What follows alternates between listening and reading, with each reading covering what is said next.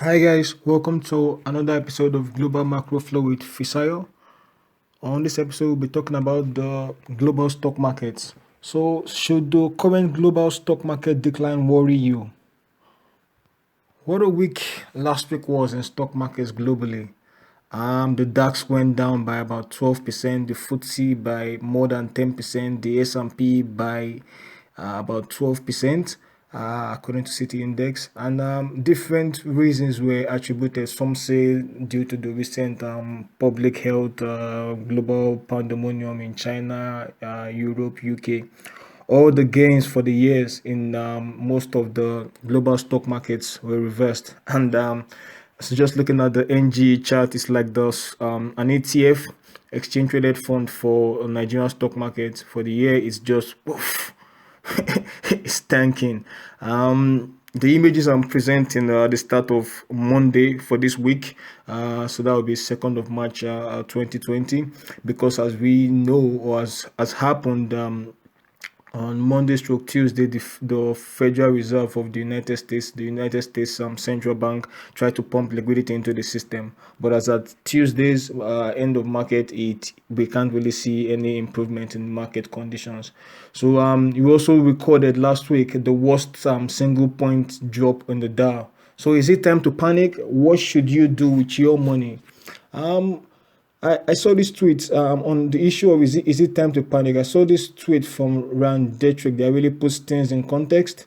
And it says Dow posts its worst point drop in history, and then he adjusts it and says in terms of percentage drops is the 125th worst drop in history. So yeah, it's not really that time to panic in terms of when you look at it in terms of percentage drop. But you know, the news media have to always be sensational. They've got papers to sell, and as much as possible, we try not to allow ourselves be moved by such sensations. The momentum, if you check the stock market, the momentum is still strong to the downside. If you look at the RSI indicator, which I use as a very good gauge of momentum in the market. So it looks like it's still going to take some time to build back up, even though the overall long-term trend is up. It looks like it's going to take some time for the market in the short term to build back to move in an uptrend. So what are we to do with our money right now? The first thing is, number one, do not catch falling knives. What I mean by falling knives is, if the market is falling, don't think, oh, you know what, it's really cheap now. I think I'll put I'll link to a video where I talked about buying stuff because they are cheap.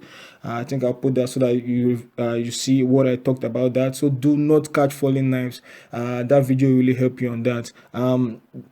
So let's wait till market conditions stabilize. I'll try to do a follow-up on this video when I think market conditions are beginning to stabilize. Alternative investment is also something we should look at. Alternative investments are things that don't move in correlation with stock markets. So we're looking at maybe commodities or even foreign exchange. Or you can just stay in cash. Doing nothing and just earning savings rate is better than losing money. I think we will all agree with that. So I think for now, the best thing is, like I said, do not catch falling knives, alternative investments, or just staying in cash. It's not, we don't need to be invested every time in the market fully to get outstanding returns. So the call to action right now is, what do you think about this analysis? How long do you think it will take for this correction to take place, the market to stabilize and to begin to move in the long-term uptrend? Do you think it's going to take a month, less, or more than a month?